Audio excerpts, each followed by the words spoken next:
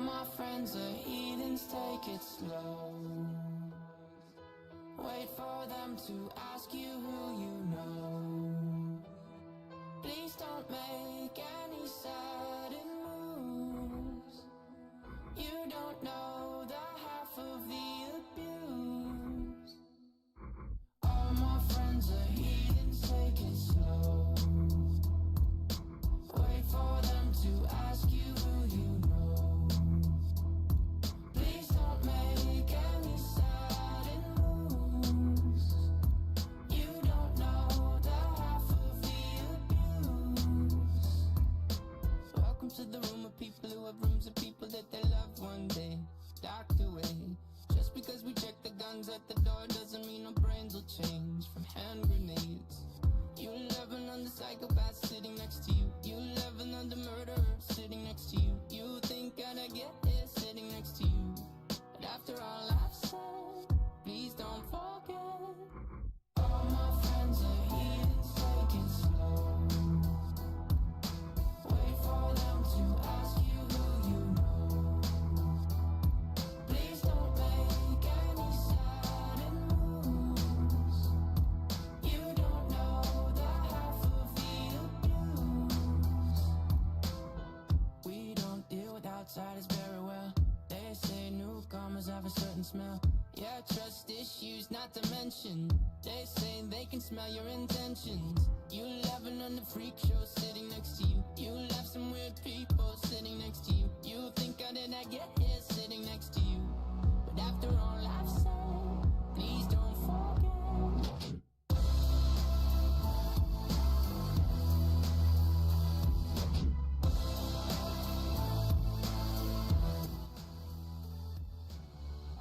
Good to see you guys. Back again. Let's do it. We got about 5 minutes.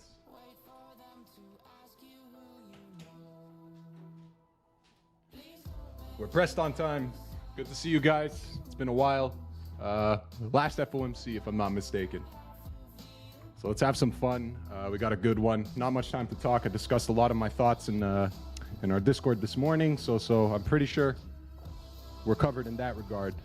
Going into this event, I will probably be a bystander. The volatility is going to be too extreme. Lots of overreactions I'm expecting here. The real importance here for me is going to be whether it's 50 or 25. That's caused quite a commotion over the past few days, and I'm ready to believe it leads to a disappointment rather than optimism. What has now become an event to look forward to has now met expectations I think are a bit out of the scope at this point. So that could lead to a counterintuitive sort of reaction. So we're gonna watch this very closely. We got about 5 minutes, and from there we take it as it is. So guys, if it's your first FOMC with me, enjoy. It's sure to be a good one. So yeah, let's crank up the tunage. Let's go live, and hopefully you guys can see. All right, the camera's not too good, but it's good to see you guys again. We'll probably fix this a bit just so you guys aren't talking to my forehead. What up? Taking any trades today? I would like to.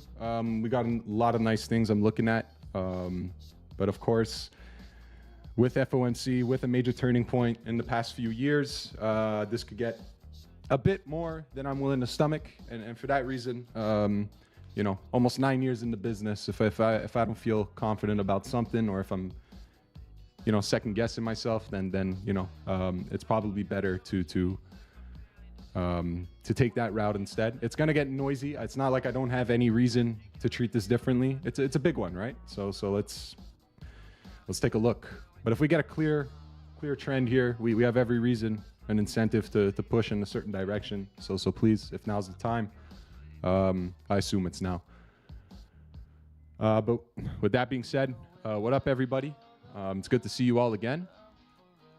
Those that are watching through X, that's a new thing. We don't usually do that. So if you're a silent listener, we encourage you to participate in the chat. It gets a little bit more fun that way. But yeah, other than that, we're waiting for the countdown, and we'll take it from there. Please tell me I'm signed into my teal sheet. Don't make me sign back in. All right. Thanks, good sir. And we're good to go.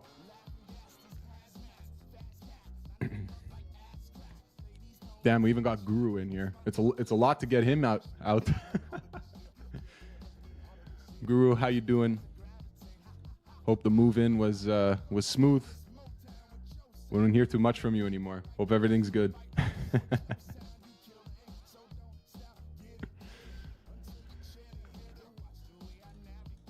We're gonna wait. Anything on the books that tell us anything at all? Oof, okay. People expecting extremities. That's not to be too surprising. Markets suck. I agree. But they'll get better. We're at the eclipse moment. Wouldn't you agree? Realistically, how much more can this persist? How many times have we been through this? Surely.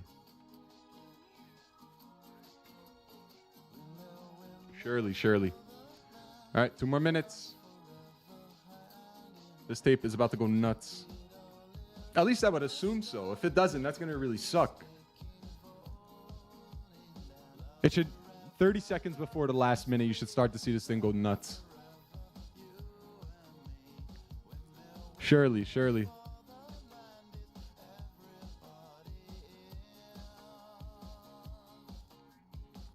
And we're at a really decisive point too on the intraday. We can engulf all this selling with better than met expectations here. At least I would assume.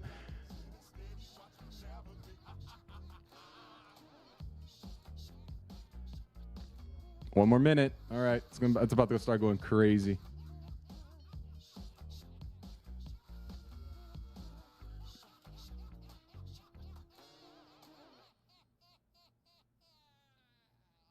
We probably played a more pumpy stuff today. Let's go. I'm ready. Jip, how we doing?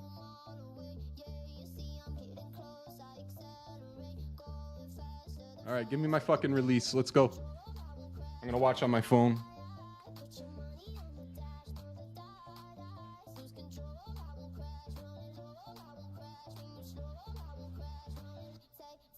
There we go. Perfect timing, huh? How about that? How perfect was that? It's too much. Woo! What do we get? 50. Wow, they did it. Woo! That's pretty straightforward. Engulf the whole cell. Yeah. You got what you wanted. Bada boom, bro. That's 50. That's 50 basis points all the way. Yeah. That's wild. Okay, expect this to get a bit bumpy. Yeah, that's 50 basis points. Expect it to get bumpy. That's all. Wow. Powell delivers. This is the immediate reaction, so let's see. Wow.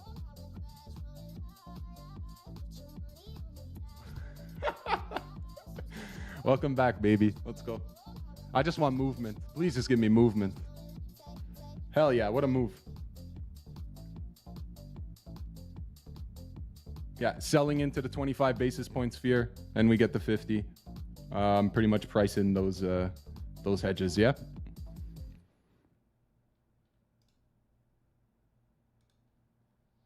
Wow. All right, we tested all the remaining sellers. Now, if you're a trader and this is your first 15 minutes of an FOMC, expect prices to go nuts. You know, they want you to FOMO in here, so let's just watch. Shandi, thanks for the sub, my man. No way you just did that. Look at the volume, guys. Got to see a continuation here.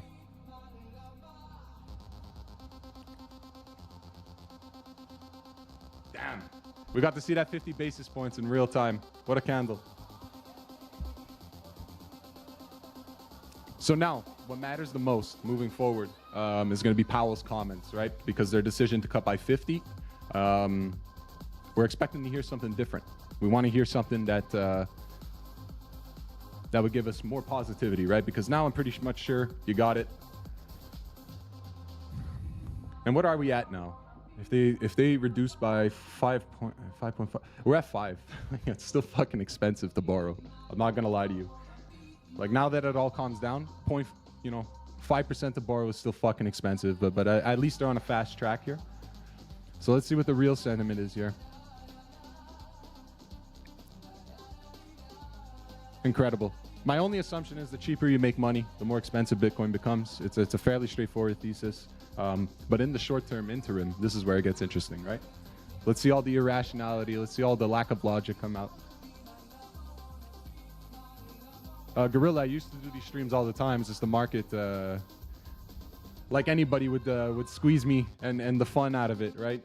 If you're telling me we get volume like we're seeing again today, I'll be on stream every day. But again, when you get parabolic runs and when you get strong trends, it takes a lot of your attention, a lot of your time. And until that can become as easy as it once was, you take time to recharge. Mick, thank you so much for the sub, my man. I'm pretty sure I know who that is. Your sub's greatly appreciated. Not necessary, but thank you so much. Let's do it, man. I'm looking for some footing here. I like how we're above 59,800. Of course, we're in the first 15 minutes of FOMC, so if you're expecting action from me, that's a fool's mistake. We're just watching it. We're having fun. We're on the sidelines. If you want to pump above 60,500 for me and stay there by the end of the day, I think we have a clean range play. But for now, let the volume go nuts. Let's get a real establishment of this trend here. They didn't go live yet, but the data gets released 30 minutes before the press conference. So in about 25 minutes, we're going to tune into Powell, aka Consort Radan of the trading market, or financial markets in general, and we're gonna try some attempts on him. We're gonna see what he has to say, and yeah, that's what we're gonna do. But for now, do not fall for, just don't fall for the intraday whipsaw. We always get whipsaws. Nothing changes, but I do like the original direction. What looks less and less appealing is our failure to reclaim 60,500 on a daily. For me, that's the level, man. That's the level for me, 60,500. Very, very conflicting price point. I want to get it back above there by the end of the day. I would like to close there on a weekly, ideally. And I promise you, above 60,000, things become a lot clearer. Below it, not so much.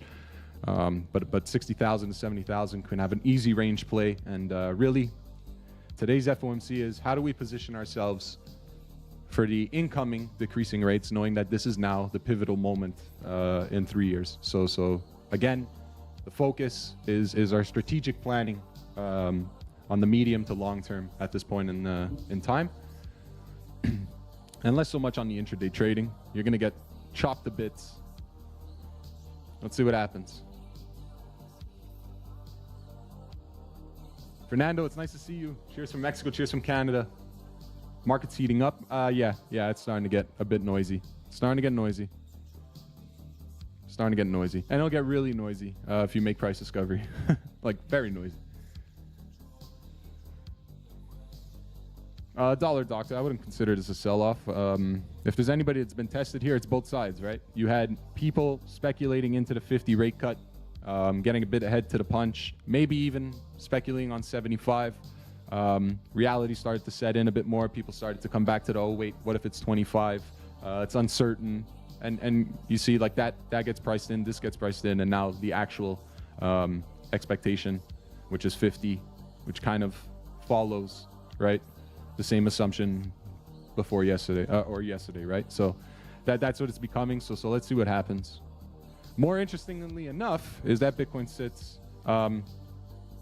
somewhere very heavily fought for, which is 60,500. So it's no coincidence that we are trading here. It's a level we've had on our charts now for 6-7 months now. It's been a very, very lackluster drawdown, but hey, that usually leads to a very, very, and I mean very explosive move. Bitcoin has this tendency to bleed out for months and months on end, and then finally engulf you in a matter of weeks, perhaps a month.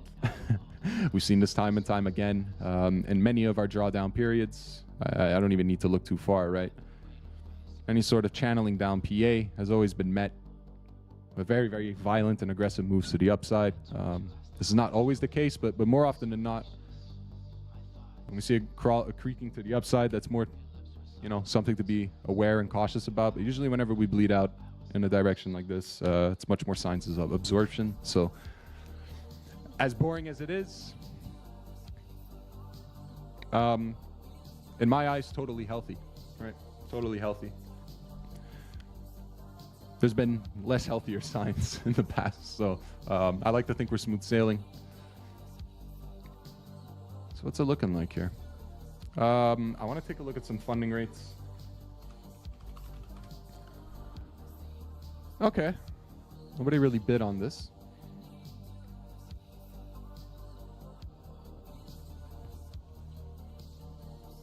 See if I can get more information from my phone. That's good. The meeting will be on the Federal Reserve website there. We'll open it in about 20 minutes. If not, you're just going to listen to elevator music, so there's no point, there's no real point in doing that just yet. Take a look at open interest. Okay, that's interesting. Yeah, so they nuked all the longs going into that. More longs took this. Oh, that's quite a switch up. I want to switch this.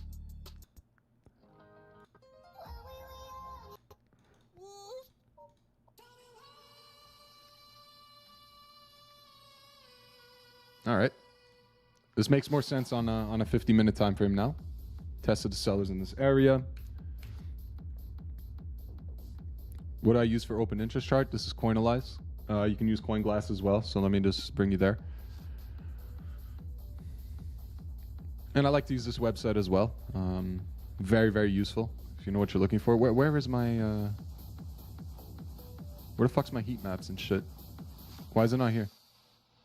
There we go. This database right here, shout out Pak for helping me a lot with this. This is all your Bitcoin futures data if you needed it like in real time. And we're getting into the really, really technical stuff here, lads.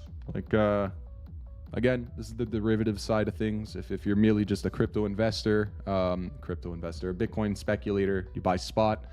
Futures data is not going to do too much for you. These are for people that trade more mechanically. But you got everything you need here. I have a number of things open at all times, just for further references.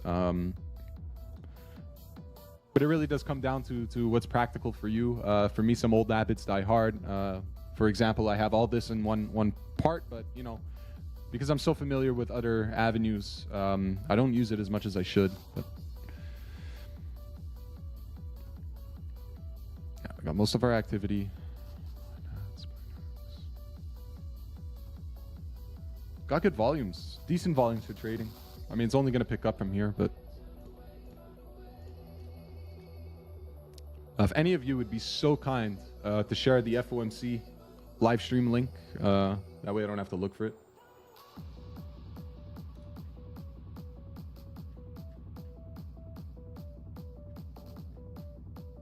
What do I get tagged for?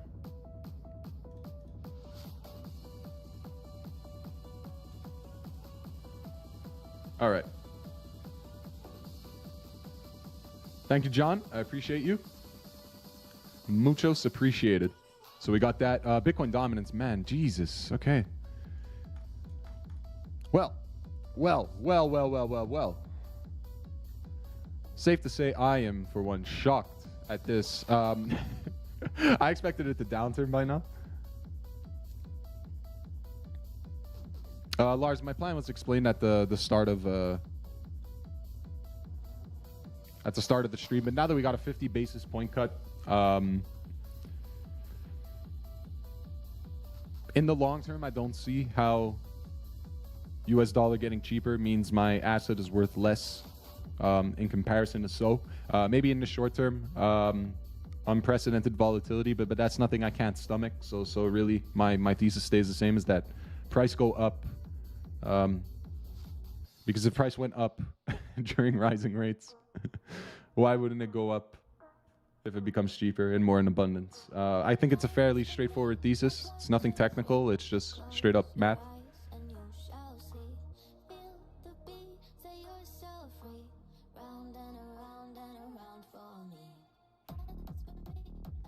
A lot of volume. Whipsaw. Oh boy, oh boy. This is where it becomes more interesting. What I'm really concerned about is dominance being so high here. So will it hit 60%? I mean, 56 to 60 was always within my range, but I kind of admitted defeat here. I admitted defeat here. I didn't think we'd be extending into this like so late.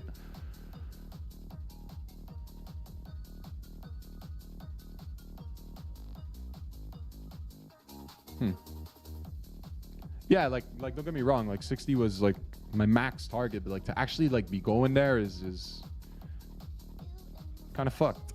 I can't lie to you. All right, under 60,500, not the best of signs. I'll be honest for short term. But we got Powell that has to speak in 15, so there's nothing we can make any decision of.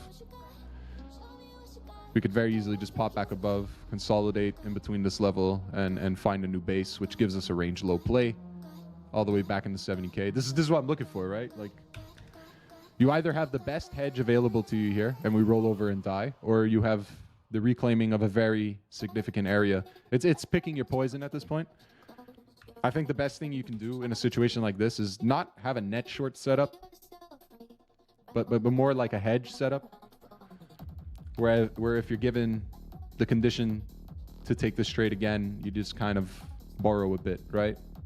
And that doesn't mean like crappy consumer debt. We're talking like, you know, like a margin play. But again,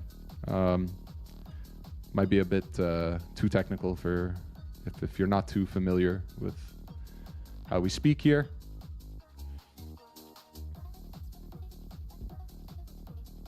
You can't watch BTC Dom go up anymore. But I'll tell you one thing, right? You either assume one of two things, and the first one is practically the radical scenario, which is Alta finally finished, you know, fooling everybody, and people are done falling for it, and there'll never be like this speculative cycle again because people understand the jig is up, which means that none of these things ever usually provide a utility. They're merely made for the sake of jokes and transferring money around. And it'll never go up again. And then you're like me, which thinks, yeah, that's possible, but at the same time, like, it still comes in cycles, and it'll take a while for that to truly die out. And I don't think, you know, 8 years of inception is enough to do that. So you have one of these two beliefs, and you know, I'm more of an optimistic guy. I like to think that, you know, it's not all straightforward like that, and there very may well be another little distributive cycle where you know, lower caps go a bit more flying, and I think it's healthy to speculate very, very small amounts on something like that, with, you know, full knowing the risk that those things don't really do anything, but what you know, things do, what people do is they move markets, and you know, that's always something worth betting on. DXY hitting new lows, and that makes sense. This is about to fall out of a really, really big range. Again, if you're part of the Discord, which I assume most of you aren't, going into our FOMC, going into our CPI, we made the assumption, well, look, you know, if the dollar was valued this low while rates are going up, what would it signify if it's valued, you know, the same price when it's this high, knowing it can only go down from here? This is my thesis on this, right? Is that, well, how could it be worth more, you know, when it was, you know, kind of worth the same, when it was becoming more valuable to hold? Now that that's kind of hit its max point and its pivotal moment, would it make sense to be trading at these same prices of the past 2-3 years? Now, would it? So you know, expecting it to go down from here makes the most sense, and it would lose like a pretty, what I would consider a pretty important level for something that, you know, kind of holds the rest of the economies together. You know, so again, this sparks some fears into holding USD, and you know, the priority to start moving money around to outperform the dollar as it goes through this downturn becomes the priority. So naturally, you'll see something like gold up in value, which is what some of you could see right now, very rightfully so. Dollars becoming cheaper technically means my scarce thing becomes more, right? Because why would it change the value of the price if you're going to make it easier to borrow? If it's easier to borrow, that means there's more in circulation. If there's more in circulation against my thing that has less circulation, shouldn't the value of this go up? And that's the real way to look at FOMC during you know, interest rate pivotal moments like this. It's less about the intraday mumbo jumbo. It's more about What does that mean for the asset you hold? What does that mean for the common stock? What does that mean for the the dividend you hold? Did anything about these companies change? No. If so, why is it worth less?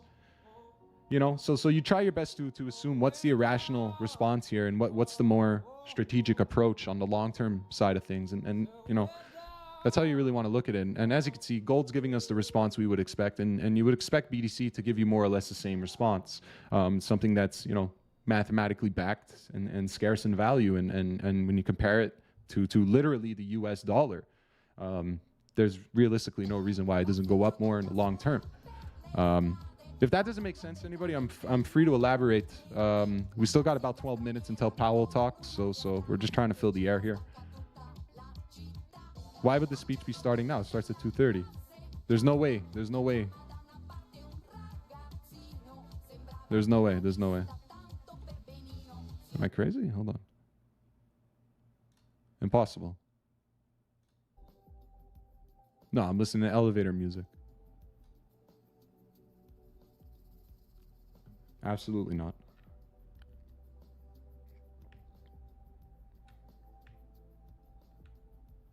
Again, they love to troll with this music. If you guys can't hear it, I'll make you hear it. They love to troll. As we always say, it's like you're waiting in a training video program. You just got hired at like some minimum wage job, and you're gonna go through all like those 1, 2 buckle my shoe instructional videos. And all right, we're back above 60,500. I'm almost inclined. I hate not being able to fucking break my rules on stream. I'll give you my game plan for a daily close. I don't care where we close tonight. If it's above 60,500, I think you have a free play back to 70K. Because once again, if rates were 5.5% and we were trading at 73,000, why would it suggest that Bitcoin's worth less than that if money becomes cheaper and easier to borrow? Again, that's the whole thesis, and that's something as simple as what I followed on Bitcoin since the day I pretty much got introduced to it, and that's always been my thesis. And that's pretty much the way to go about it. And the cheaper money becomes, the more incentivized it is for someone to speculate harder and into more speculative markets and assets, aka crypto. I'm not saying it has to happen, but that's usually the birth of a narrative. It quickly spins into something else, right? It's a carousel, and it goes super fast until it falls off the wheels. I'm gonna show the conference on screen. Don't worry. I pretty much only come on stream for this stuff anyways nowadays. Don't worry. I'll stop talking very soon. But we only have a month to get in all the stuff that we have to say, right? So there's that. And I don't know how many viewers we actually have here. It says 819. I'm gonna assume that's not true.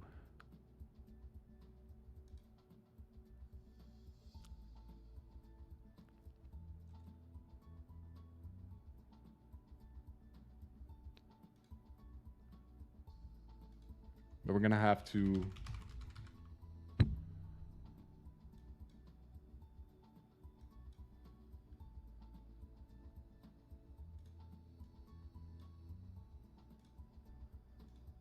set up everything. All right.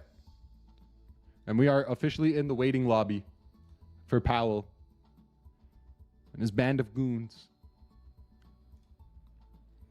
Any thoughts on yield curve inversion, which always historically signals 3 to 6 months of recession in a risk-off environment? Hard to be bullish macro. Tomiko, again, like if you're speaking in the sense of TradFi, yes, there's reasons to assume recession-like behavior, but like put into context, the magnitude of 2008 and the crisis that was currently unfolding during that time. 2002, I could relate to a lot less, but 2008.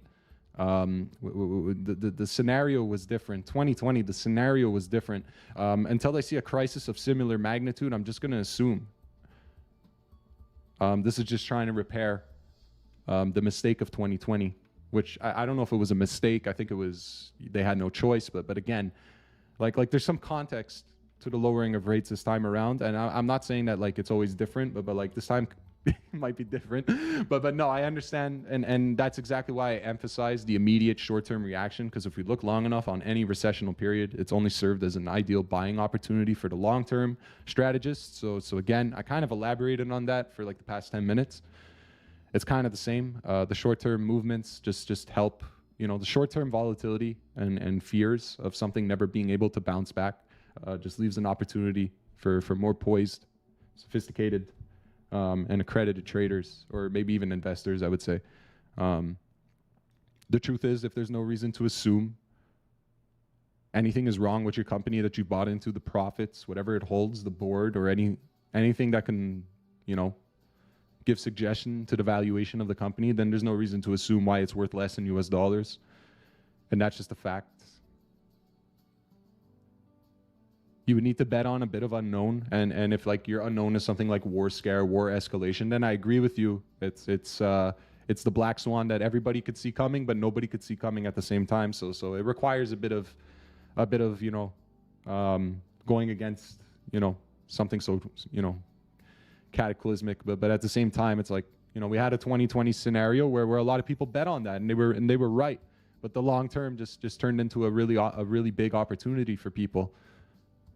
So again, it's all about how you look at it and where your bias and where your head's at. If you're more of a short-term volatility trader, then yeah, mechanically, it might support your argument. But for the long-term guys, there suggests nothing on a long enough time scale to unless you suggest that we're going into like depression-like era, which again would be nobody wins. And I really hope that's not the case. You know, like we're trying to have fun here, we're trying to have a good time. And then when we speak in regards to crypto, you know, the last real recession, quote unquote, textbook, was due to the subprime loans and mortgage market, right? 2008, it's kind of like Bitcoin's inception. Is practically the whole reason why it was invented. I'm actually eager to see how it performs against this. And I understood in 2020 it had very, very bad negative short-term outcome to it. But again, how did it thrive when you know, the panic and the dust settled? Quite well. So again, my thesis is the same, and I have yet to be proven wrong on the fact that money becoming cheaper doesn't mean means my asset is worth less. I just don't see it. Logically, it makes no sense. So I hope that's clear. That's how I stand on it. And I speak in this in regards to BTC. When it comes to altcoins, the situation looks quite grim for you guys, being 58% and climbing. The appetite for a speculative market is still not there. I think more and more every day, Bitcoin is seen less as a speculative asset and more as a hard asset. It's becoming something serious, and you know, that's not to be taken lightly. I don't know if we have many people from Discord. I think a lot of people are just viewing from X. It's a new multi-stream that I've been doing, so. All right, we got 5 minutes until Powell.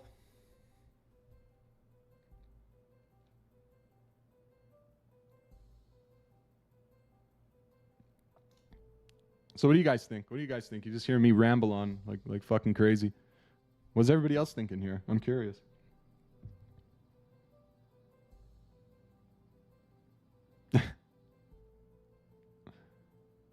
Yeah. We're gonna show it. It's right here, Martin. It's right here. We'll the second he's online, we'll keep our yap shut and we'll listen to what Consort Radan has to say.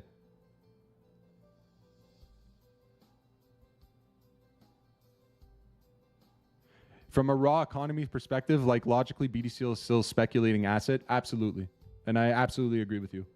To many people, Bitcoin is still speculative. The tech is foreign. It's not so easily adaptable in comparison to what it was 8 years ago. It's night and day, but we're still in the process of getting there. But yes, absolutely, it's still considered to hard investors, accredited investors, a speculative asset. You'll never see an accredited investor with more than 10% allocation, and that's on the larger that's on like the larger margin of things. So Yeah, but like in every sense of the word, when we compare a speculative market like crypto to what assets in this category are considered speculative to what's considered the hardest one of them all, BTC, and that goes without question at this point. I don't think I have to convince anybody anymore, right?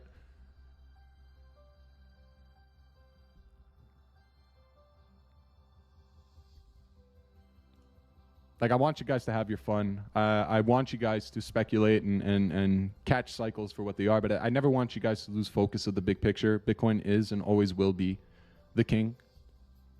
And we know this because it's not about tech. It's about sovereignty.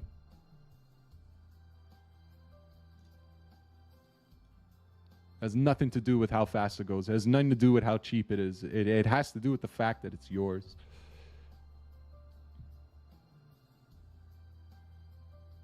There will always be a point where miners get rewards. And that's the inception and nature of BTC. It's designed, I want to say it's designed beyond our true understanding.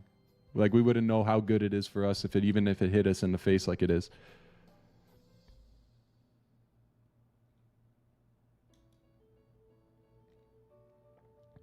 But don't let me go off on my BTC maxi views. I'm going to lose viewers.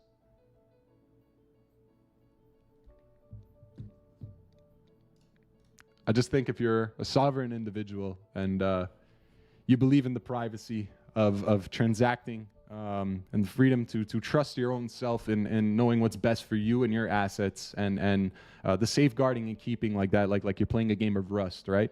If you believe in your own abilities to self-custody, then it's the most powerful thing in the world. But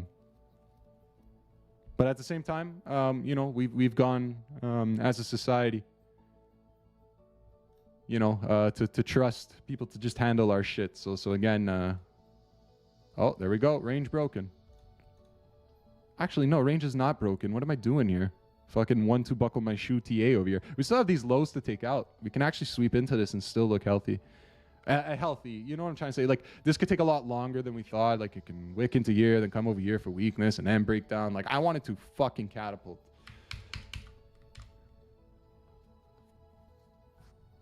You're gonna buy spot if it dumps. I think like just like a dollar cost average from this point on, knowing that rates are at a turning point. Oh,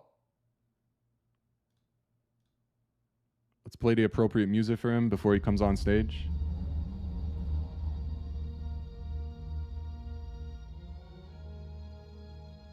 No stink bids. I'm a neutral today.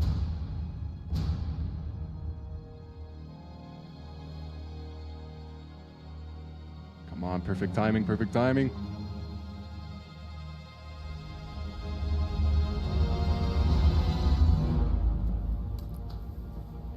Good afternoon.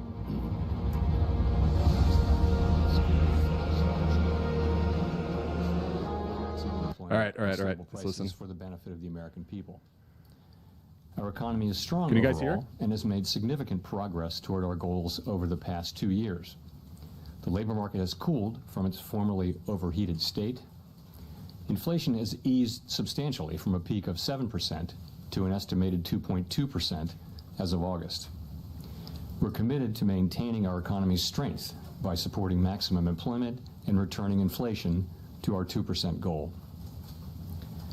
Today, the Federal Open Market Committee decided to reduce the degree of policy restraint by lowering our policy interest rate by a half percentage point. This decision reflects our growing confidence that with an appropriate recalibration of our policy stance, strength in the labor market can be maintained in a context of moderate growth and inflation moving sustainably down to 2%. We also decided to continue to reduce our securities holdings. I will have more to say about monetary policy after briefly reviewing economic developments. Recent indicators suggest that economic activity has continued to expand at a solid pace. GDP rose at an annual rate of 2.2% in the first half of the year, and available data point to a roughly similar pace of growth this quarter. Growth of consumer spending has remained resilient, and investment in equipment and intangibles has picked up from its anemic pace last year. In the housing sector, investment fell back in the second quarter after rising strongly in the first. Improving supply conditions have supported resilient demand and the strong performance of the U.S. economy over the past year. In our summary of economic projections, committee participants generally expect GDP growth to remain solid, with a median projection of 2% over the next few years. In the labor market, conditions have continued to cool. Payroll job gains averaged 116,000 per month over the past 3 months, a notable step down from the pace seen earlier in the year. The unemployment rate has moved up but remains low at 4.2%. Nominal wage growth has eased over the past year, and the jobs-to-workers gap has narrowed. Overall, a broad set of indicators suggest that conditions in the labor market are now less tight than just before the pandemic in 2019. The labor market is not a source of elevated inflationary pressures. The median projection for the unemployment rate in the Dollars S&P nuking. is 4.4% at the end of this BDC's year, at 61K. 0.4 higher than projected in June. Fuck yeah, man. Inflation has eased notably over the past 2 years, but remains above our longer-run goal of 2%. Estimates based on the Consumer Price Index and other data indicate that total PCE prices rose 2.2% over the 12 months ending in August, and that excluding the volatile food and energy categories, core PCE prices rose 2.7%. Longer-term inflation expectations appear to remain well anchored, as reflected in a broad range of surveys of households, businesses, and forecasters, as well as measures from financial markets. The median projection in the SEP for total PCE inflation is 2.3% this year and 2.1% next year, somewhat lower than projected in June. Thereafter, the median projection is 2%. Our monetary policy actions are guided by our dual mandate to promote maximum employment and stable prices for the American people. For much of the past 3 years, inflation ran well above our 2% goal, and labor market conditions were extremely tight. Our primary focus had been on bringing down inflation, and appropriately so. We are acutely aware that high inflation imposes significant hardship as it erodes purchasing power, especially for those least able to meet the higher costs of essentials like food, housing, and transportation. Our restrictive monetary policy has helped restore Everybody's the balance checking their between fucking aggregate portfolios. supply and demand, easing inflationary pressures and ensuring that inflation expectations remain well anchored. Our patient approach over the past year has Holy paid fuck. dividends.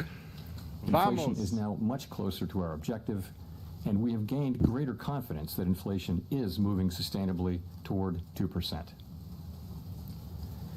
As inflation has declined and the labor market has cooled, the upside risks to inflation have diminished and the downside risks to employment have increased.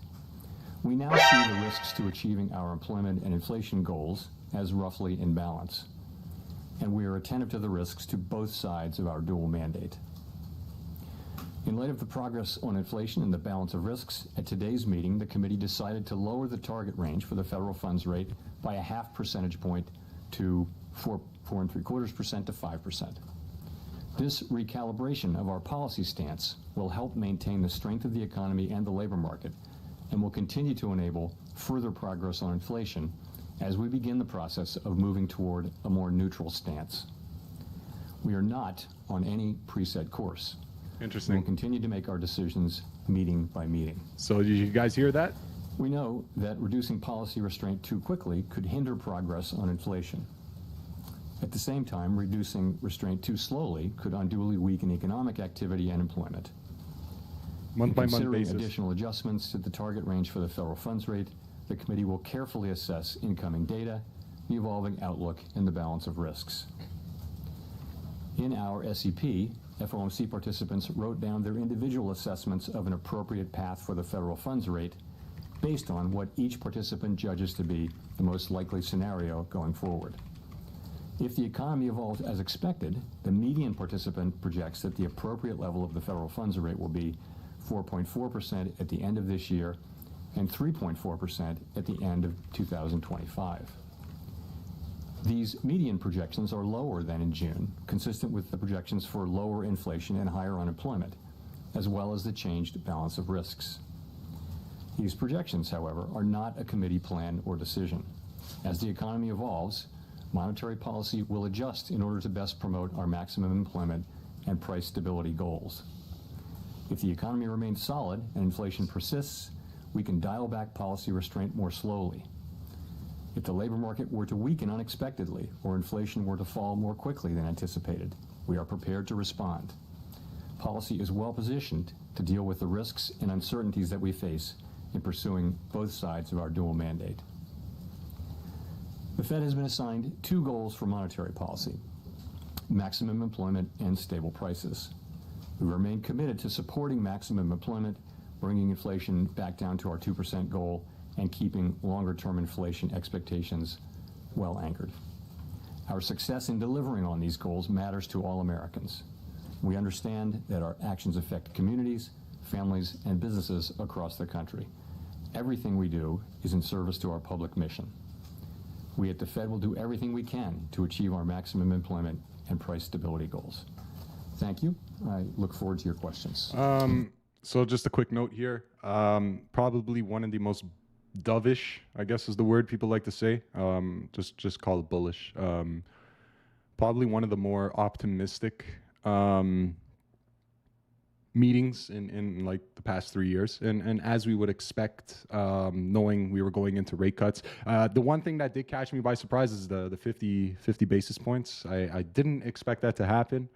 I thought we were going to be met with the expectation, which was 25, and people would have over-speculated on a higher cut than that, and that would have been, kind of a negative outcome. That was my honest outlook going into this, but nonetheless,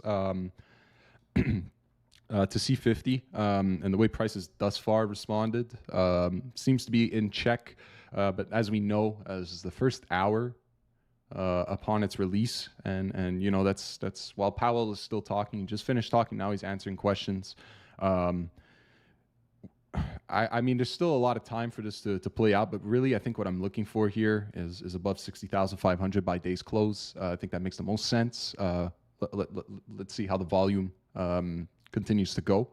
But as far as what Powell said, more optimistic than I think people were expecting, myself included. Nothing out of the ordinary, the same old mumbo jumbo, but with more of a goal in mind, being actually met this time, rather than saying we're doing our best to get there. We actually have data and reasoning behind it. So again, being at 5% interest rates, I think once the dust settles in, people realize it's still very, very fucking high. And something that I noticed Powell note, it says they're not on any hard fixed trajectory. They're going on a month by month basis, and they continue to adopt based on this. So that's something to be kept in mind. Just because they lowered rates this month doesn't mean they have to lower every single month following forward.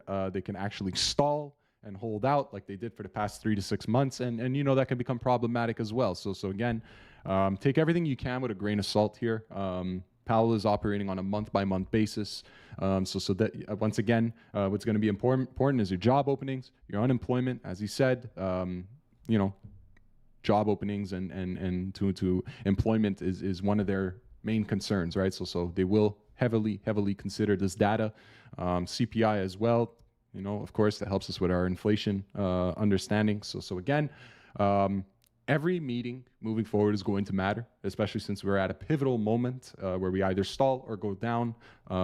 It's yet to see over the next couple of months if the the path will continue to be downwards, but at the very least stalling. This seems to be the trajectory from this point on. So I'm just gonna let you guys listen a bit more, but really I heard everything I had to hear. Everybody else is just gonna ask, so sir, up or down? The press, thank you. But let's hear. The projections show that the Fed officials expect the Fed funds rate to still be above their estimate of long-run neutral by the end of next year. So does that suggest you see rates as restrictive for that entire period? Does that threaten the weakening of the job market that you said you'd like to avoid? Or does it suggest that maybe people see the short-run neutral as a little bit higher? Thank you. I think the way I would really characterize it is this. I think people write down their estimate, individuals do.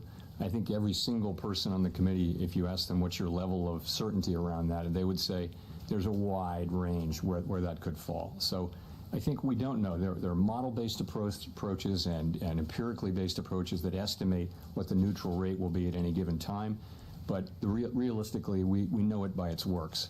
So that leaves us in a place where where we expect, in the base case, to be continuing to remove restriction, and we'll be looking at the way the economy reacts to that, and that'll be guiding us in our thinking about the question that we're asking at every meeting, which is our policy stance the appropriate one? We know, if you go back, we know that the policy stance we adopted in July of 2023 came at a time when unemployment was 3.5% and inflation was 4.2%. Today, unemployment is up to 4.2%, and inflation's down to a few tenths above 2. So we know that it is time to recalibrate our policy to something that is more appropriate given the progress on inflation and on employment, moving to a more sustainable level, so that the balance of risks are now even. And this is the beginning of that process. I mentioned the direction of which is toward a sense of neutral, and we'll move as fast or as slow as we think is appropriate in real time. But what you have is our individual accumulation of individual estimates of what that will be in the base case. Howard? This guy Howard Schein again. with Reuters. How close was this in terms of the decision? You do have the first dissent by a governor since 2005, I think. Was the weight clearly in favor of a 50, or was this a very close decision? I think we had a good discussion. If you go back, I talked about this at Jackson Hole, but I didn't address the question of the size of the cut, left it open, and I think we left it open going into blackout. And so there was a lot of discussion back and forth, good diversity of opinion, excellent discussion today. I think there was also broad support for the decision that the committee voted on. So I would add, though, look at the SEP. All 19 of the participants wrote down multiple cuts this year, all 19. That's a big change from June, right? Seven of them wrote down 3 or more. You guys are too focused on the 17 of the intraday, 19 short wrote down 3 or term, more first cuts, and 10 hour of the 19 trading. wrote down It's 4 more cuts. So think long term. there is a dissent. Think what it and, means. and there's a range of views. But then there's again, actually a lot of common ground as well. You guys Follow-up to that, make your own conclusions. Now that this is in the books, We spoke of give us some intraday guidance as sort of whipsawing. Steve, on the Yeah. pacing here. Yeah, and Would if you expect know, this if you're a to be mechanical running scalper, every other do what meeting, you got to do. Once we Yeah. get into next year, for Yeah, example. we're going to take it meeting by meeting. As I mentioned, there's no sense that the committee feels it's in a rush to do this. We made a good strong looks like a start high to this, school and welding that's really, teacher. frankly, I've never heard that sign one of our before. confidence. I'll give you that one. Inflation is coming down toward 2% on a sustainable basis. That gives us the ability. We can, make a good strong start, but. And I'm very pleased that we did. To me, the logic of this, both from an economic standpoint and also from a risk management standpoint, was clear. But I think we're going to go carefully, meeting by meeting, and make our decisions as we go. So meeting by meeting basis. So nothing set in stone, guys. Not a single Hi, thing. Chair Powell. Gina Smilek of the New York Times. Thanks for taking our questions. You and your colleagues in your economic projections today see the unemployment rate climbing to 4.4% and staying there. Obviously, historically, when the unemployment rate climbs that much over a relatively short period of time, it doesn't typically just stop. It continues increasing. And so I wonder if you can walk us through why you see the labor market stabilizing, sort of what's the mechanism there, and what do you see as the risks? So So for again, me, the labor guys, market is actually in 60,500. This is the level you solid want to condition. defend. If you And our are for intention real about this with move, our policy move you want to today be above is to keep it there. 60,500 by the You daily can say close, that okay? about the whole economy. The U.S. economy is in Just good shape. let It's price do growing its thing. at a solid pace. Inflation is coming down. The labor Other than market that, is a in hedge strong works out pace. completely We fine wanna at this keep it level. there. That's what we're doing. I just completely ignored everything they just said. Why was that so fast?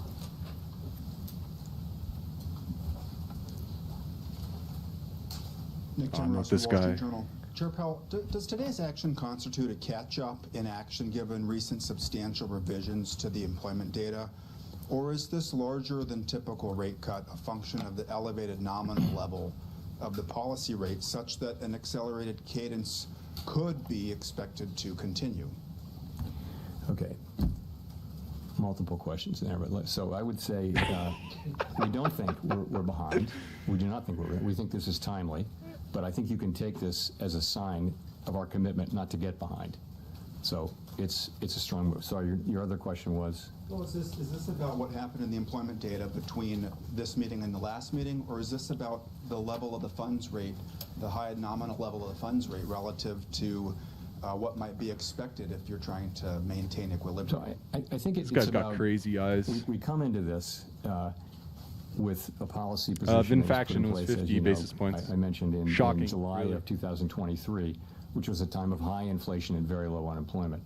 We've been very patient about reducing the policy rate. We've waited. Other central banks around the world have cut, many of them several times. We've waited, and I think that patience has really paid dividends in the form of our confidence that inflation is moving sustainably down to 2%. So I think that is what enables us to take this strong move today. I do not think that anyone should look at this and say, oh, this is the new pace. Interesting. You know, you have to think about it in terms of the base case. Of course, what happens will happen. So in the base case, what you see is, look at the SEP. You see cuts moving along. The sense of this is we're recalibrating policy down over time to a more neutral level, and we're moving at the pace that we think is appropriate given developments in the economy in the base case. The economy can develop in a way that would cause us to go faster or slower, but that's what the base case says. And if I could follow up on the balance sheet. In 2019, when you did the mid-cycle adjustment, you ceased the balance sheet runoff. With a larger cut today, should there be any signal inferred about how the committee would approach end state on the balance sheet policy? So in the current situation, reserves have really been stable. They haven't come down. So reserves are still abundant and expected to remain so for some time. As you know, the shrinkage in our balance sheet has really come out of the overnight RRP. So I think what that tells you is we're not thinking about stopping runoff because of this at all. We know that these two things can happen side by side. In a sense, they're both a form of normalization. And so for a time, you can have the balance sheet shrinking, but also be cutting rates. Colby. Thank you, Colby Smith with the Financial Times. Just following up on Gina's question on rising unemployment, is it your view that this is just a function of a normalizing labor market amid improved supply, or is there anything to suggest that something more concerning perhaps is taking place here, given that other metrics of labor demand have softened too? And I guess in direct follow-up to Gina is, why should we not expect a further deterioration in labor market conditions if policy is still restrictive? So I think what we're seeing is clearly... I can honestly answer that question. Labor market conditions have cooled off by any measure, as I talked about in Jackson Hole. And but they're still at a level. The level of those conditions is actually pretty close to what I would call maximum employment. You know, so you're close to mandate, maybe at mandate on that. So what's driving it? Clearly, payroll job creation has moved down over the last few months, and I wonder why. This bears watching. By many other measures, the labor market has returned to or below 2019 levels, which was a very good, strong labor market. But this is more sort of 2018-17. So the labor market bears close watching, and we'll be giving it that. But ultimately, we believe, with an appropriate recalibration of our policy, that we can continue to see the economy growing, and that will support the labor market. In the meantime, if you look at the growth in economic activity data, retail sales data that we just got, second quarter GDP, all of this indicates an economy that is still growing at a solid pace. So that should also support the labor market over time. So, but again, it bears watching, and we're watching. So like, also to add to this, like, I think it's a bit more insightful than anything else. Like, with the upcoming elections, you have a potential large transition of current policies, right? That could suggest a lot of jobs overseas might come back to in-house America, and I don't think a lot of people consider this. With a very, very conservative, and I don't even want to say conservative or Republican view, because I like to think that, like, whatever one side represents is completely off the rocker, and the other one is somewhere more, I want to consider towards the middle here. If you have a policy or administration that pushes policies that suggest everything comes back to in-house America, I could see how that affects the labor market tremendously.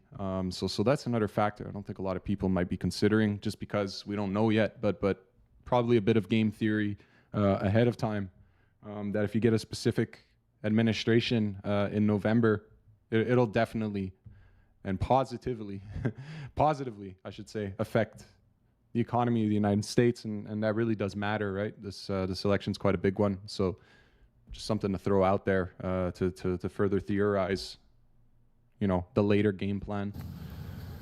We're going to be watching all of the data, right? So if as I mentioned in my remarks, if the labor market were to slow unexpectedly, then we have the ability to react to that by cutting faster. We're also going to be looking at our other mandate, though. We have greater confidence now that inflation is moving down to 2%, but at the same time, our plan is that we will be at 2%, over time. So, and policy we think is still restrictive, so that should still be happening.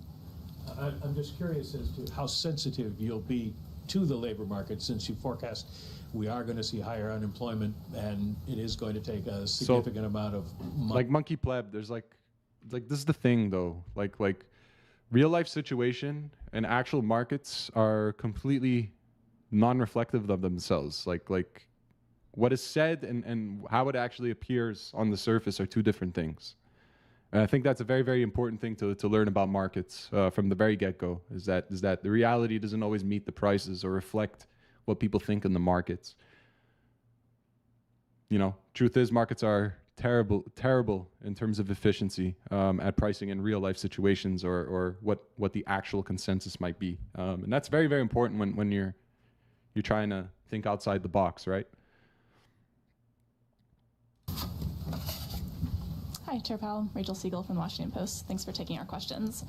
You're describing this view that you don't think you're behind when it comes to the job market. Can you walk us through the specific data points that you found to be most helpful in the discussions at this meeting? You've mentioned a couple, but would you be able to walk us through what that dashboard told you as far as what you know about the job market now? Sure. So we'll start with unemployment, which is the single most important one probably. You're at 4.2%. That's, I know that's higher than we were used to seeing numbers in the mid and even below mid threes last year. But if you look back over the sweep of the years, that's a very healthy unemployment rate. And anything in the low fours is a good labor market. So that's one thing. Participation is at high levels. It's, we're right adjusted for demographics, for aging. Participation's at pretty high levels. That's a good thing.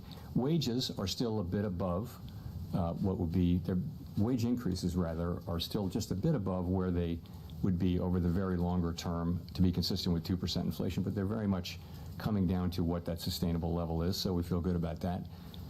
Vacancies over, per unemployed is back to what is still a very strong level. It's not as high as it was. That number reached 2 to 1, 2 vacancies for every unemployed person.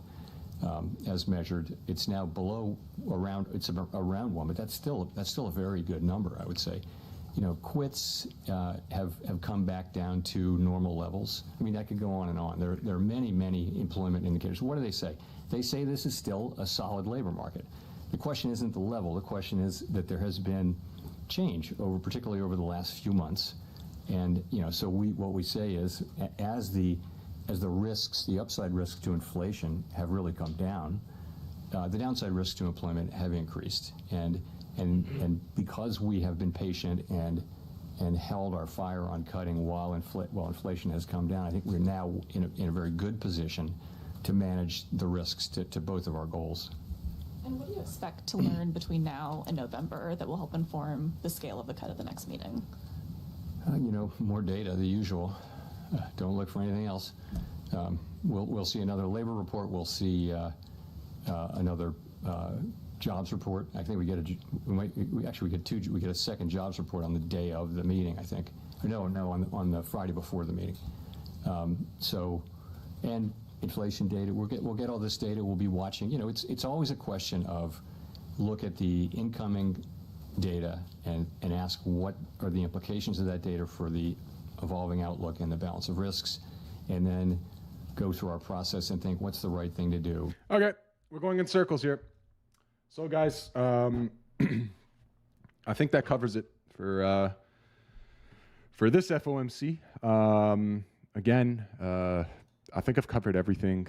50 basis points probably catches half of the market by surprise, myself included. I was expecting 25 basis points, let down all the hopes of over speculators, kind of have a negative reaction because everybody agreed or accepted 50 was coming. Instead, we actually got called the bluff on fucking Powell and gave us the 50 basis points. And thus far, the reaction at a very, very significant level, might I add, because 60,500 is no joke, tends to be responding appropriately. But again, a lot of time between now and then to figure out.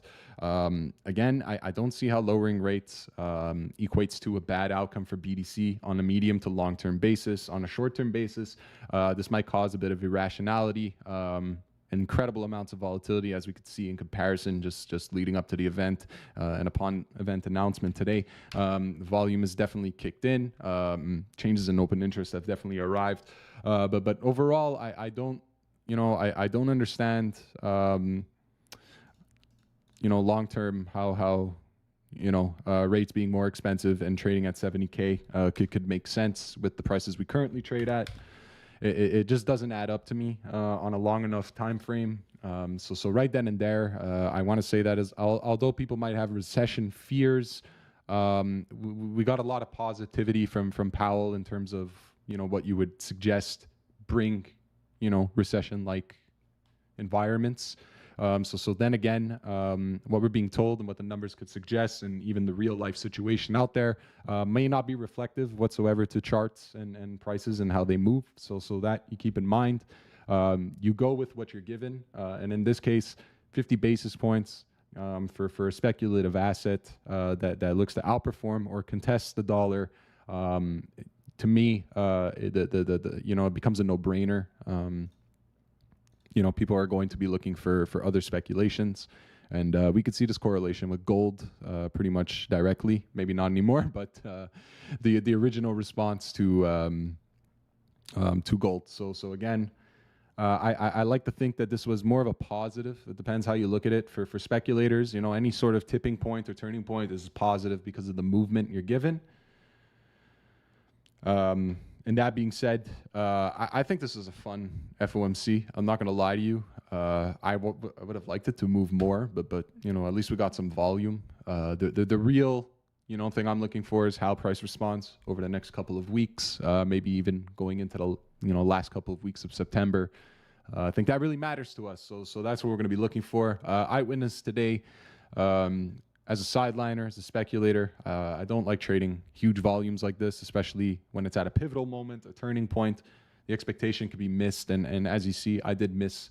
My read was completely wrong on this, and I'm glad I didn't trade it. But we know we have a number of things we could look at. We are fighting for 60,500, and it's no coincidence. We come here very, very often, very, very often.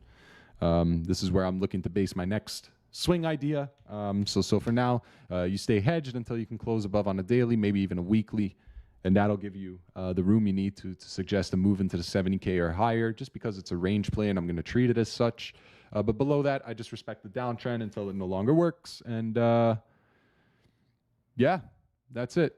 Other than that, I want to say it's been a good stream. I don't know how many of you guys are actually there. I see viewers, but I remember having like a viewership of the same magnitude. The chat was a lot more active, so I'm not actually sure what our numbers are today. But regardless, I want to thank you guys so much for joining in. It's been a pleasure.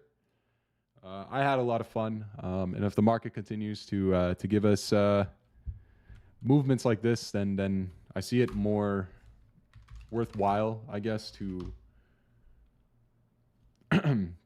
lost my train of thought there. I see it more worthwhile to come on stream more often, but if a market's not going to move, we don't really have much reason to go back on. So let's hope for the best, yeah? And with that being said, ladies and gentlemen, I'll leave you guys off with this note. I think we covered everything. We'll have the VOD available, so if you guys need to recover or recap, I should say, it'll be available. But with that, I will most probably be signing off. And Yeah. All right. That's it from me, guys.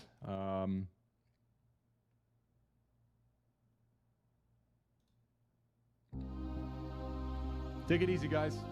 We'll see each other at the next FOMC, CPI, or whatever, whenever we have a moment. I'm out.